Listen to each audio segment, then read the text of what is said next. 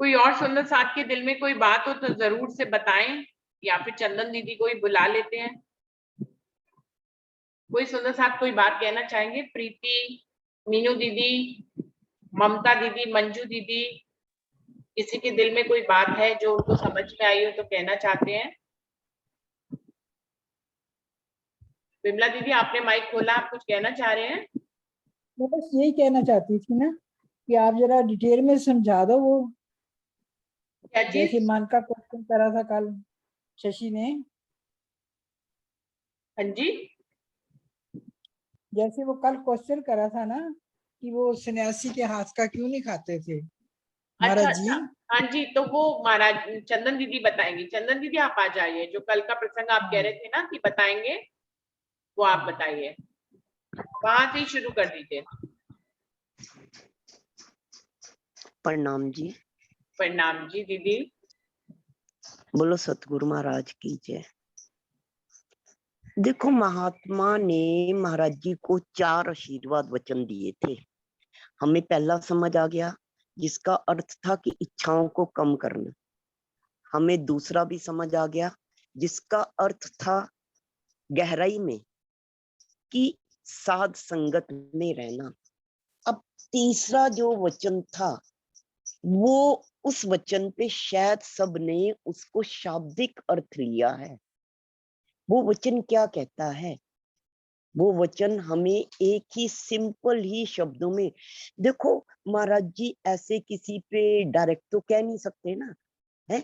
संत पुरुष हमेशा इशारे दें, हमें इशारे समझने होते, नहीं तो वो कहेंगे कुछ, हम समझेंगे कुछ। तो इशारों की गहराई हमें समझनी है। तो उन्होंने तीसरा जो वचन था वो ये था कि दही, दूध, गुड़, पान वगैरह जो भी है, माई के कर से कभी नहीं गहना। अगर माई नोत पे बुलाए तो उसके घर नोते पे मत जाना। इसकी गहराई में अर्थ क्या है? अब पहले बात तो ये सारा का सारा हमें तब समझ आएगा जब हम माई को समझेंगे। महाराज जी ने किसे माई का, किसे माई का? जो बाहर से, तो देखो देखने में तो वो बाहर से औरत ही है, लेकिन उसके अंदर से प्रवृत्ति क्या है? एक औरत तो माँ का रूप हो, बहन का रूप हो, बीबी का रूप हो, जननी का रूप हो, है? साथी संगनी का रूप हो। लेकिन अगर ऐसी औरत जो कि तुम्हें अध्यात्म के मार्ग पे, जीवन के सदमार्ग पे आगे ना बढ़ाए, नीचे गिराए, उसे माई कहा। जिसका कि हमें साथ के साथ एग्जाम्पल मिल गया, उदाहरण भी दिया उन्होंने, हमारे सामने पेश भी करी उस माई को। कैसी थी वो माई? दुनियावी माई नहीं पेश करी, माई समझ लो। अब गलत शब्द क्या इस्तेमाल करना, कि जो बाहर से, तो अब देखो ये साध्वी थी, पर पूरी की पूरी इसकी वृत्ति उस महात्मा को भी गिराने की थी। अगर इस माई के, जो हमारे सामने साध्वी आती है, जो महाराज जी को अभी पीछे साधुओं की टोली मिलती है, उसमें एक माई है, पर वो माई देखो कैसे साध्वी होने के बावजूद भी एक साधु को चिपक रही है। तो चिपकने में क्या होता है? चिपकने में क्या होगा? शुरुआत कहाँ से होगी? अब देखो बहुत ज्यादा खुल के बोलना पड़ेगा, ये मुझे भी अच्छा नहीं लगेगा। वो कहाँ से शुरुआत करेगी? उसे बढ़िया बढ़िया भोजन खिला। देखो आज के जमाने में तो हमारे पास भोजन की करोड़ों वैरायटीज हैं, इतनी दुनिया आगे बढ़ गई। लेकिन 125 साल पहले क्या था भोजन में? किसकी आवभगत कैसे होती थी? तो वही 2-4 शब्द बताया, गुड़, पान, दूध, दही, मीठ, इसी बातों को कहा है। लेकिन हमने शब्दों को नहीं पकड़ना, मतलब बढ़िया से बढ़िया चिकना चुपड़ा खिलाएगी। और देखो न्योते पे भी जब बुलाता है आदमी, तो देखो हमेशा सपरिवार बुलाया जाता है। किसी के घर में कोई दूसरे को न्योते पे बुलाता है, अगर तो वो शादीशुदा नहीं है तो माँ बाप बहन भाई जो भी उनके परिवार के हैं, और शादीशुदा है तो बीबी बच्चों के साथ सपरिवार बुलाया जाता है। लेकिन अगर कोई माई किसी दूसरे को खान पान और न्योते के लिए बुलाए, तो आप समझ सकते हो कि किस लिए बुलाया जा रहा। उसे अध्यात्म के, उसकी उड़ान को ऊंचा उठाने के लिए नहीं, उसे माया कीच में, वासनाओं में और इस दलदल में फंसाने के लिए। तो इसलिए महाराज जी ने, महात्मा ने जो कहा था, उसकी बात को महाराज जी मनन करके समझ गए कि चिकना चुपड़ा जो, और अब यहाँ पे क्या था, इस महात्मा का देखो, ये ग्रुप में चल रहे थे, पूरा का पूरा एक जत्था था, छोटा सा था चाहे, इनका अपना ये चल रहे थे, लेकिन वो माई उसी महात्मा का भोजन बनाती थी, सबका नहीं बनाती थी, उसी महात्मा के लिए परोस के लाती थी, बाकी तो अपना खुद बना रहे थे। महाराज जी अपनी खिचड़ी खुद बना रहे थे, महाराज जी अपने लिए खुद कर रहे थे, और वो दूसरा महात्मा था, ये माई सिर्फ। और अगर महात्मा में भी संतत्व ना होता तो भाई महात्मा लोग तो माइयों को रख ही लें, मतलब औरतों को क्यों अपने साथ रखे कि हम जी पुजारी जी के कपड़े धो लेंगे, हम उनकी वो कर देंगे। तो जितना एक गृहस्थी में एक गृहस्थ को स्त्री की जरूरत होती है ऊपर के कार्यों के लिए, भाई महात्माओं के भी, चाहे तुमने भगवा धारण कर लिया, काम तो सारे के सारे हैं। क्या वो लोग अपने कपड़े नहीं धोए? चलो महाराज जी की तो बात नहीं डाली थी, महाराज जी तो लंगोटधारी बन के रह गए हैं, वस्त्र भी हो, खान पान भी हो, ऊपर की ताम झाम भी हो, तो इस सारों से बच नहीं जाए क्या? तो कैसी माई को माई कहा? ऐसी माई को माई कहा जिसकी सत रहनी नहीं है, अंदर और बाहर से आचरण एक नहीं है। देखो, अगर हम अपनी संस्कृति को देखें तो हमारी संस्कृति में हमें क्या सिखाया गया? दूसरे के धन को मिट्टी के ढेले के समान समझो, दूसरे की स्त्री को, स्त्री में अपनी माता का रूप देखो। और यहाँ स्त्री देखो, दूसरे की स्त्री में अगर तुम्हारी नजर निर्मल है, वाणी में निर्मल नजर की अगर बात होती है तो निर्मलता ही क्या है? दूसरे में तुम्हें माँ दरस रही है, और मैल क्या है? दूसरे में एक तन दिख रहा है, सिर्फ काया दिख रही है, वासना की पूर्ति का साधन दिख रहा है। तो ये भेद है, और ये बात दोनों तरफ से घटती है। निर्मल नजर, औरत की भी तो नजर निर्मल होनी चाहिए। अगर उस साध्वी की नजर निर्मल होती तो वो साधु उसे पुत्र समान लगता, अपनी गोद में भी बिठा के खिला लेती तो कोई पाप नहीं था। लेकिन उसे उस साधु से, जैसे गृहस्थ में पत्नी की इच्छाएं होती हैं और वो उनकी पूर्ति अपने पति से चाहती है, उसी तरह उस साध्वी उस साधु से पूर्ति चाहती थी। तो अब वो साध्वी रही कि माई रही? ऐसी साध्वी को भी माई कहा गया है।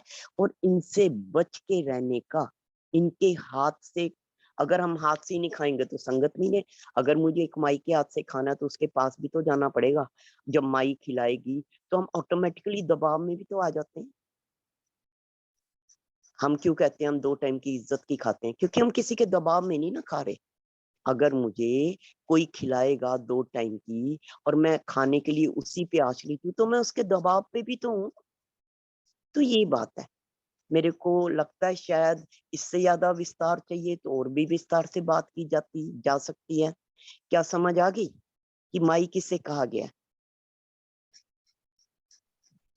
हाँ जी, हाँ जी दीदी, समझ में आ ही गया।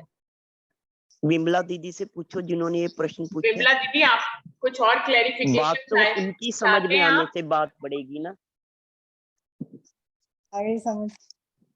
आ गई समझ में। प्रणाम प्रणाम अब जी। बहन, प्रणाम। इसका मतलब ये नहीं है कि साधु किसी औरत के हाथ का नहीं खा सकता। भाई, साधु उसे के जो समदृष्टि हो, निर्मल हो, उसके लिए आदमी और औरत में भेद नहीं है। लिंग का भेद सिर्फ ये मायावी दृष्टि करे, मैं बुरे शब्दों में कह रही हूँ।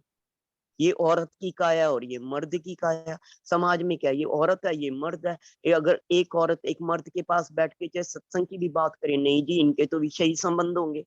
क्योंकि जो चाम दृष्टि होती है सिर्फ तन देखती है। महाराज जी ऐसी बात क्यों करेंगे? जहां निर्मल दृष्टि है वो तन नहीं, रूह, आत्म, आचार, विचार, रहनी, संस्कार से जुड़ी होती है। महाराज जी क्या उस साधु के तन से जुड़ रहे थे? अगर तन से जुड़ रहे होते तो साधु को जाने भी ना देते, रोक लेते।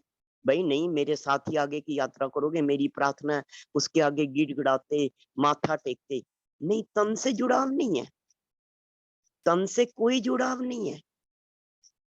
साधु को किसी भी तन से कोई जुड़ाव नहीं है, वो आदमी है कि औरत है। एक संत पुरुष, देखो एक छोटा सा प्रसंग बताऊं, चाहे कि वो इस बीच तक से कंसर्न नहीं है, लेकिन आपको बहन बात बहुत अच्छी तरह समझ आ जाएगी। एक ऐसा भी टाइम था, ये हमारी सुनी सुनाई है, कि महाराज जी के आगे कुछ उच्च जाति के लोग उनके पास उठना बैठना शुरू कर दिया, और वहां पे एक भंगन भी आके बैठ गई। अब वो उस जमाने में एक साधु के आगे उच्च जाति के लोग बैठे हैं और एक भंगन भी बैठी है। भंगन पीछे की तरह और दूर, उनसे दूर दूरी बना के। एक तो वो औरत थी, वो खुद को समझती थी कि ये लोग कैसे टेढ़ी नजर से मुझे देख रहे हैं और देखते हैं। उन्हें ये लगता था इसका हक ही क्या है बैठने का, इसका हक ही क्या। पर उसकी जो रूह थी वो महाराज जी की तरफ खींचती थी, वो भी वचन सुनना चाहती थी, वो बैठती थी। अब महाराज जी तो महाराज जी भी इस बात को समझ रहे थे कि ये जो है सत्संग तो सुनना चाह रहे, लेकिन इनके जो दिल के भाव है इनके दिल में कितनी मैल है। तो महाराज जी ने उस भंगन को बोला, आजकल तो ये शब्द लेना भी गलत है, कि आपके घर में सुना है कि गाय ब्याही गई। तो वो बड़ी खुश होगी कि महाराज जी ने अब उसे पर्सनली उसकी ओर मुखातिब होकर पूछा था। हाँ जी, हाँ जी, हाँ जी, हाँ जी, हाँ जी, अभी अभी ब्याही गई है। तो भाई अगर वो ब्याही गई तो हमें महाराज जी अब मांग रहे हैं, हमें वो क्या कहते हैं जो नए नई गाय का दूध होता है, मेरे को उसका शब्द नहीं आता, उसका एक टिपिकल शब्द होता है, जो ब्याही हुई गाय को इमीडिएटली बाद मिलता है दूध सा। तो हमें एक गिलास वो ला देना कल को। अब वो तो बलियां उछल रही, उसके तो पैर ही जमीन पे नहीं पड़ रहे। उसने भाव से महाराज जी के लिए एक लोटे में वो ला दिया, बिलोई कहते हैं कि जो भी कहते हैं उसे। अब वो तो उनके पास फिर आए थे अगले दिन उसी टाइम पे। तो महाराज जी ने सबके सामने उस भंगन के हाथ से वो गिलास लेकर दूध पी लिया वो जो था, और थोड़ा सा छोड़ दिया। तो क्या बाकियों ने ग्रहण किया? तो अगर ऐसी बात होती तो उन्होंने माई के कर का, वो भी भंगन जाति की, उस जमाने की। आजकल तो कोई भेदभाव नहीं है, आजकल तो हम लोग पढ़ लिख गए, हमने जात इसका पता ही नहीं है, हम कोई भेद नहीं करते। पर पुराने जमाने में तो कितना ही भेद किया जाता था। तो उस भेद को दूर करने के लिए उन महाराजियों ने, जिन्होंने अपने जीवन की शुरुआत में 3-3 दिन बच्चे ने, छोटे से बच्चे ने, बड़ा तो चलो भूख काट भी ले, बड़ा तो चलो मुजफ्फरनगर के मंदिर में 3 दिन भूखा रह भी ले, एक बालक, एक नन्हा सा बालक, उसने भी भूख काट के दिखाई। तो वो क्या मांगेगा? पर क्यों मांगा? देखो जो संत पुरुष होते हैं वो अपनी रहनी से भी मार्ग देते हैं। यहाँ महाराज जी ने अपनी रहनी से, जो उनकी बात सुन रहे थे, जो अपने आप को ऊंची जाति का मान रहे थे, और उस औरत को जो कि भाव से, वो औरत माई नहीं थी, ऐसी वाली माई नहीं थी, वो आत्म कल्याण के लिए। तो क्या हो गया अगर वो भंगी जात में हुई है? उस जमाने में तो भंगन किसे कहते थे?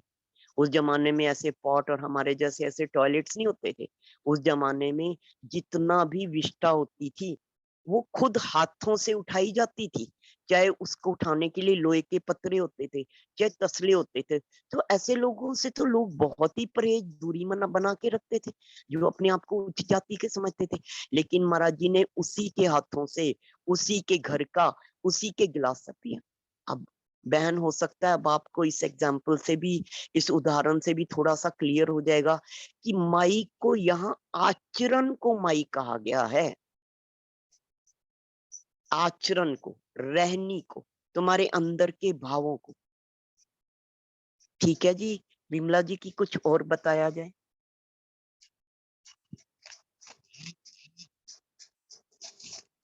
जी बिल्कुल सही कहा दीदी आपने।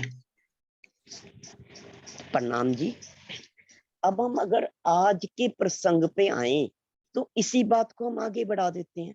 जरूरी नहीं है कि सब जो सत्संग सुनने आते हैं या सत्संग में बैठते हैं या भगवा ओढ़न होता है इसी बात को आगे बढ़ा देते हैं, फिर वो सब साधु ही होते हैं। ये पूरा प्रसंग क्या दर्शा रहा है, हमें क्या दर्शा रहा है? ये हमें साधु और असाधु की पहचान करा रहा है।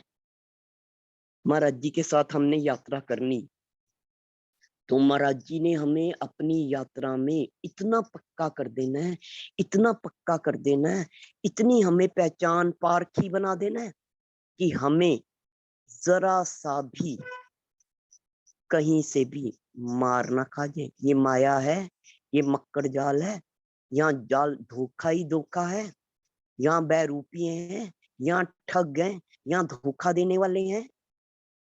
कहीं गलती से हम उनके जाल में ना फंस जाए। कैसे पता चलेगा साधु कौन असाधु कौन? अगर बात इशारों से करेंगे तो भाई जिसकी जितनी बुद्धि है वो उसका उतना शाब्दिक अर्थ ले लेगा, लेकिन बात सिर्फ इशारों से ही नहीं करें।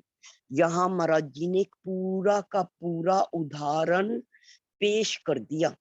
साधुत्व क्या है, क्या कमी थी, क्या कमी थी इस भूतनाथ बाबा में, इनके डील डॉल में, इनके व्यक्तित्व में, बाहरी इनके भेख में भस्म विभूति लगाई हुई है, अलंकृत हैं, सिर्फ एक लंगोट है, सिर पे इतनी जटाएं हैं, लंबा चौड़ा हृष्ट पुरुष शरीर।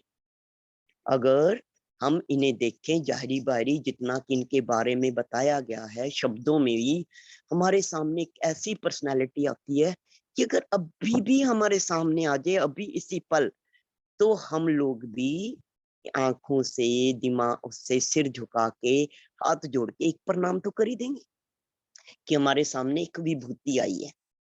प्रभावित होना कोई बड़ी बात नहीं है, लेकिन क्या इस भगवे ओढ़न के अंदर साधुत्व था? क्या उसके अंदर उसका आचरण, उसकी रहनी तो हमें बताएगी, इस तराजू में तोलेगी वो कितना की साधु है, कितना की साधु नहीं है।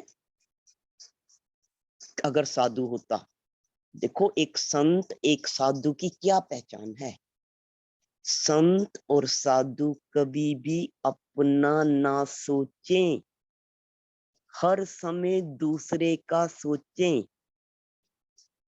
हर समय जन कल्याण, पर कल्याण, परोपकारी हो।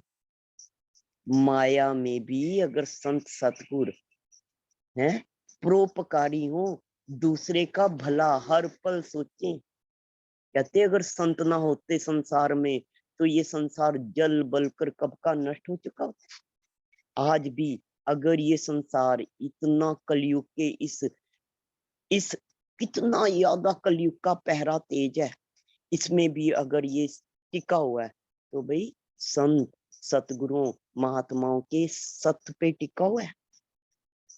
जो ये असंत लोग होते हैं, एक इस अघोड़ी बाबा के को सामने पेश करके सारा का सारा हमें ये दर्शाया गया है कि असंत असाधु और ये भगवा ओढ़न वाले वास्तव में जो असल में नहीं है, नकली हैं, बाहरी हैं, जाहरी हैं, ये कैसे होते हैं?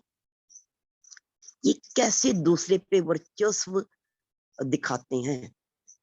पहले तो ये क्या करेंगे, कुछ साधनाएं, कुछ सिद्धि प्राप्त कर लेंगे। इनका रास्ता क्या है? पहले ये सिद्धि प्राप्त करते हैं। इनके अपने अंदर कोई सत्य का बल नहीं है, इनके अपने अंदर कोई प्रेम का बल नहीं है, इनके अपने अंदर कोई अध्यात्म का स्रोत नहीं फूट रहा।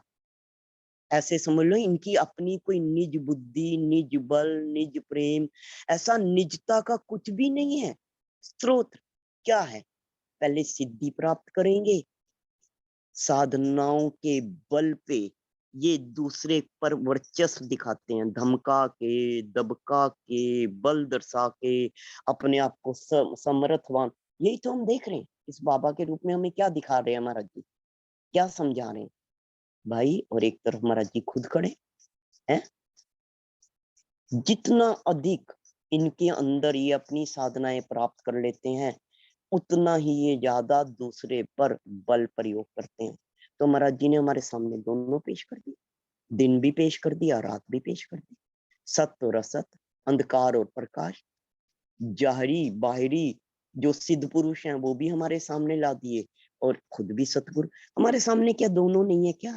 दोनों की रहनी नहीं दिख रही क्या? बानी क्या कह रही? बानी कह रही, करनी तुम्हारी मेरी मैं तोली, जैसे सत सत। अब मेरी और तेरी की करनी देख लो, महाराज जी और सिद्ध बाबा की करनी देख लो, है दोनों साधु बेक में। अभी एक समय, एक मिनट के लिए हम महाराज जी नहीं कहते, हमारे सामने दो साधु, दोनों साधु बेक में, क्या दोनों एक समान है, एक जैसी दोनों की अपनी रहनी दर्शा रहे हैं? एक क्या दर्शा रहा? एक अपना साक्षात मन का रूप दर्शा रहा है। सिद्ध बाबा हमारे सामने जो आया, कहने को सिद्ध बाबा है, कहने को शिव भक्त है, कहने को ये भी इस मार्ग पे चल रहा है, पर है तो मन रूपी। वो साध्वी क्या थी तो मन रूपी, सतरूप थोड़ा थी वो माई है। और इधर महाराज जी क्या है? इधर महाराज जी भी हमारे सामने है, महाराज जी देखो सतरूप है। इधर सिद्ध बाबा को देखें तो सिद्ध बाबा का दूसरों पे वर्चस्व किस बल पे है? सिद्धियों के बल पे, साधनाओं के बल पे, जो इन्हें प्राप्ति हो गई उसके बल पे। और इधर अगर महाराज जी को देखें तो महाराज जी में खुद का कितना बल था? कितना बल था महाराज जी के अंदर? खुद का, अपने संतत्व का, अपनी रहनी का कितना बल था? पहले वो साधु महात्मा कैसा झुका, जो जिसको साध्वी अपनी ओर झुकाना चाह रही है और वो नहीं झुक रहा, अब महाराज जी की ओर स्वतः ही झुक गया। अब इस शिव बाबा को देख लो, कितनी लंबी चौड़ी पर्सनालिटी, पर महाराज जी को महाराज जी के अलावा, महाराज के अलावा कुछ कहते ही नहीं, गुरु जी के अलावा संबोधन ही नहीं करता। भाई क्या बात है ऐसी?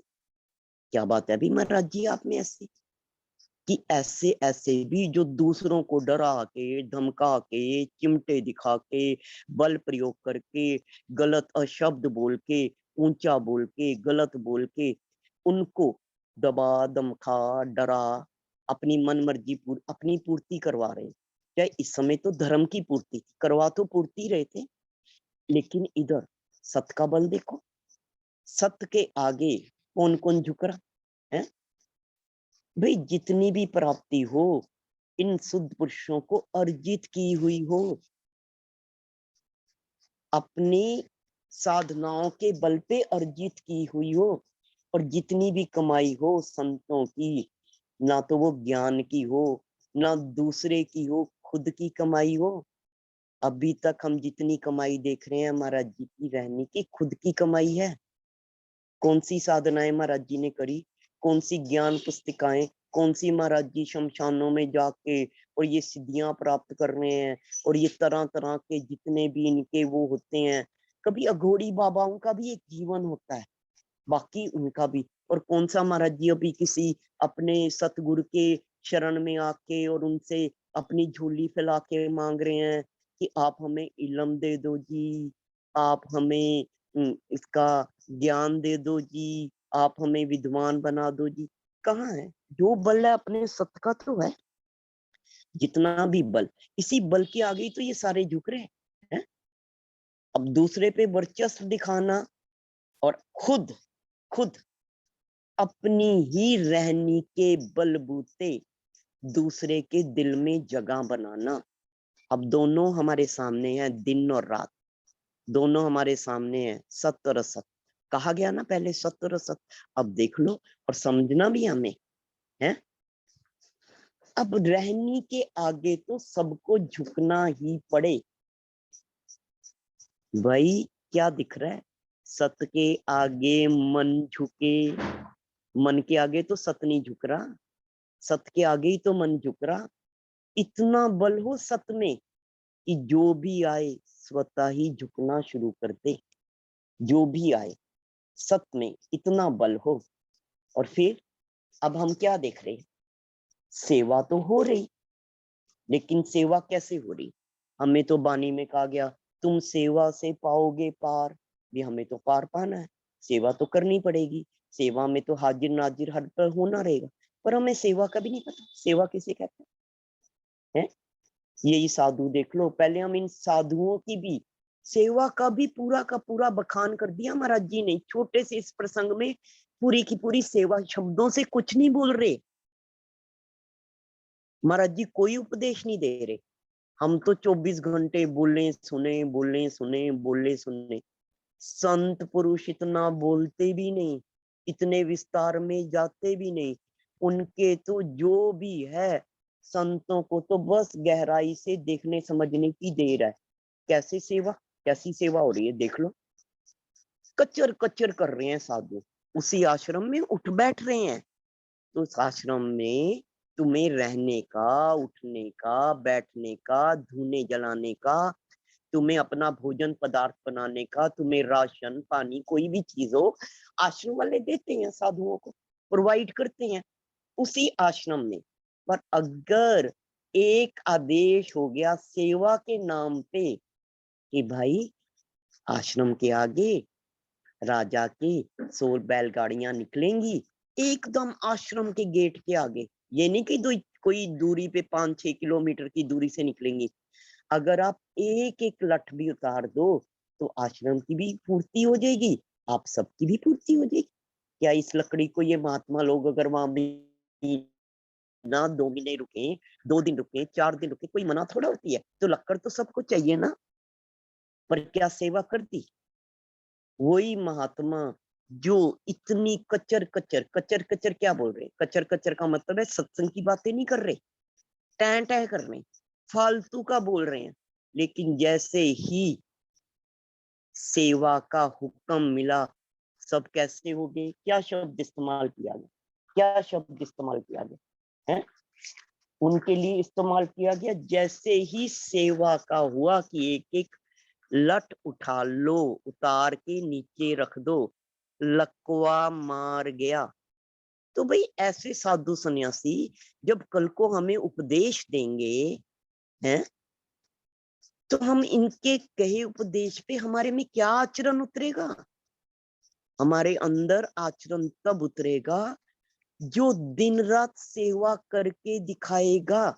अगर वो एक भी बार कह देगा भाई सेवा कर लो, तो हम साथ के साथ सेवा में उतर जाएंगे। क्या ये सेवा में उतर गए? और क्या इनके कहे के अनुसार हमारे पे कल को असर होएगा?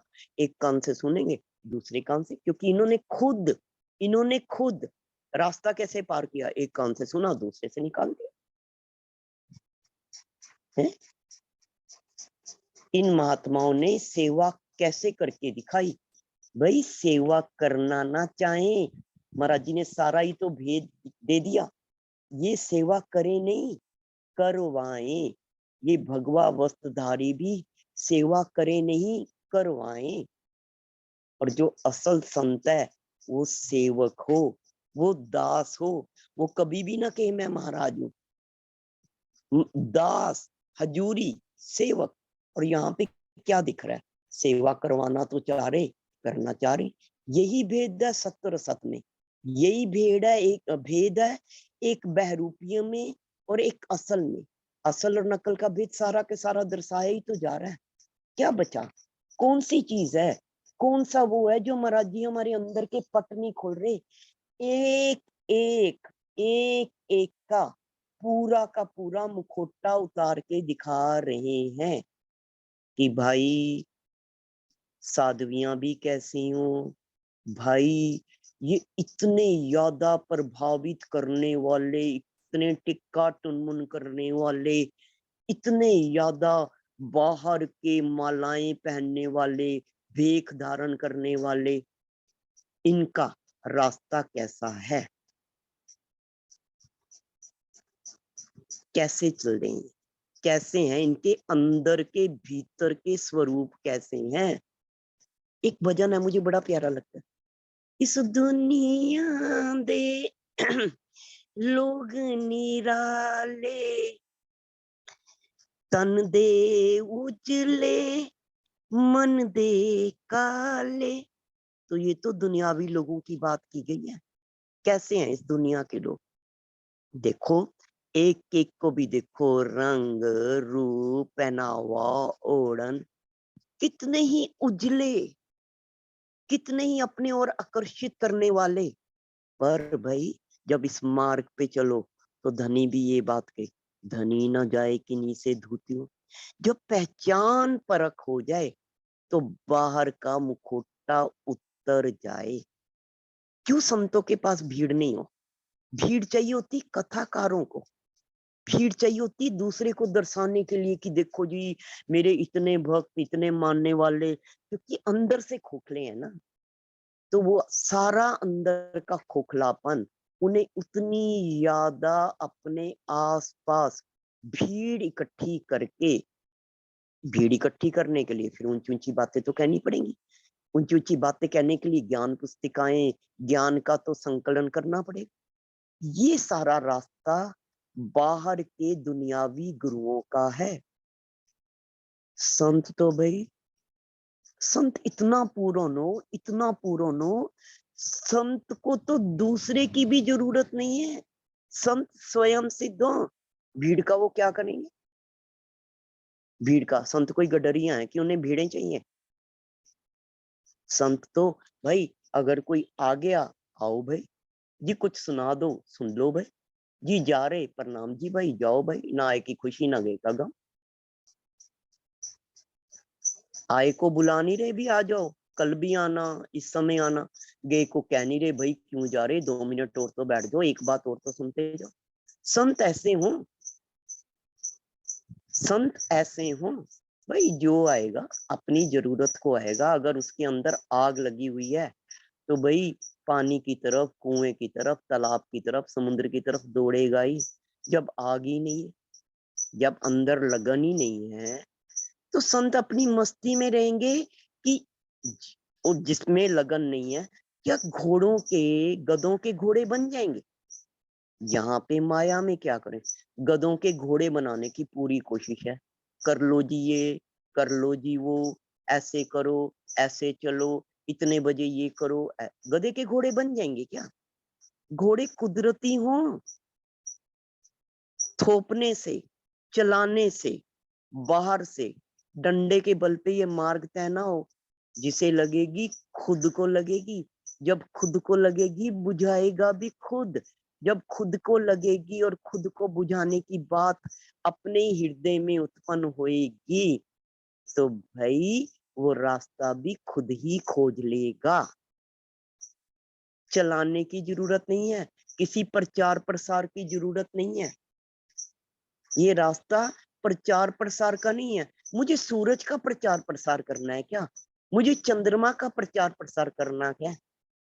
एक दिया चल रहा है जी सूरज का हम क्या कर रहे धर्म में? जिससे पूछो जी, हम तो प्रचार प्रसार कर रहे। किसका प्रचार प्रसार कर रहे हो भाई? हम प्रचार प्रसार देखें दुनिया में किस चीज का हो? उन चीजों का हो जिनमें दम नहीं, तो प्रचार प्रसार के बलबूते उन चीजों को, उन चीजों की मार्केटिंग हो। सत का भी क्या प्रचार प्रसार हो? सत का क्या प्रचार प्रसार है? किसी में इतना बल है कि सत का प्रचार प्रसार कर देंगे? किसमें इतना बल है? कितने नादान, कितने मूर्ख निकल पड़े। कहीं भी मनन किया क्या? कहीं भी सोचा विचारा क्या? मैं चल पड़ी हूं जी इन कुदरत का प्रचार प्रसार करने, इन हवाओं का, इन बाहर की बातों से समझो। गहराई में तो इस बात का मनन खुद ब खुद करो। शब्दों में क्यों कहना?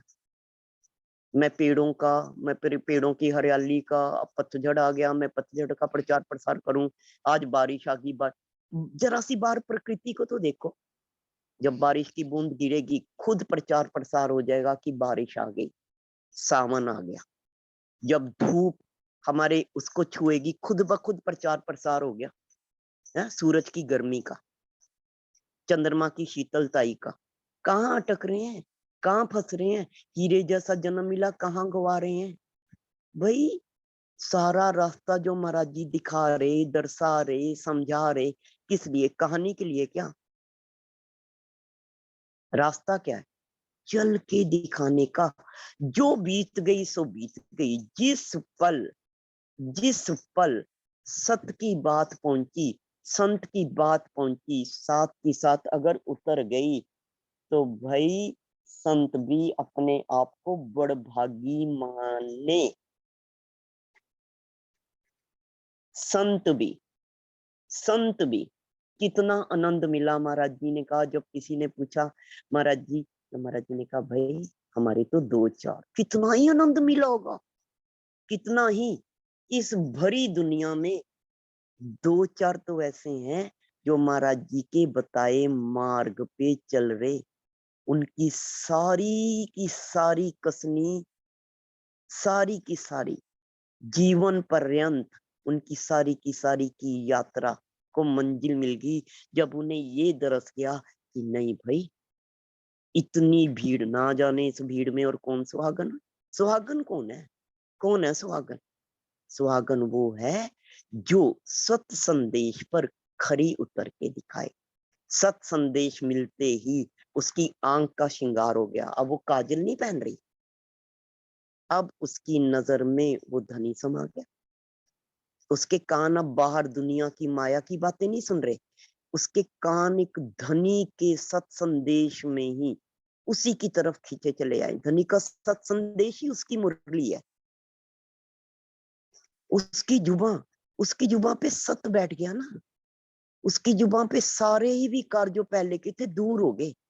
ये है श्रृंगार दुल्हन का। हम कहाँ से जितनी ज्यादा बार की टिकट उन्मन कर लें उतना सोचते हैं कि हम तो जी, हाँ जी धनी जी की, हम तो